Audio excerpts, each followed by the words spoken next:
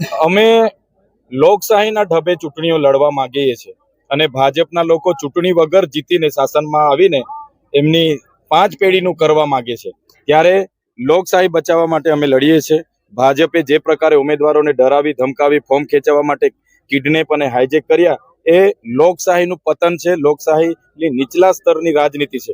અમારે કોઈને ઉઠાવવા હોય તો અમે બી 15-20 જણને અહીંથી ગાયબ કરી દઈએ, હોદેલા ના મળે, પણ અમે એવું કરવા નથી માંગતા।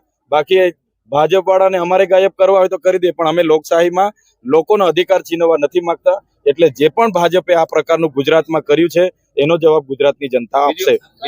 કપાસ વેચીને કે મકાઈ વેચીને લોકોને પૈસા આપવા નથી આવવાના। બધા કૌભાંડ કરીને ભ્રષ્ટાચાર કરીને ભેગા કરેલા પૈસા જ આ ચૂંટણીઓમાં ઘરે રાતે ચોરની જેમ 2-2 વાગે દરવાજા ઠોકવા આવશે, 4 વાગે દરવાજા ઠોકશે, કાકા 2000 લઈ લો, સવારે મત આપજો।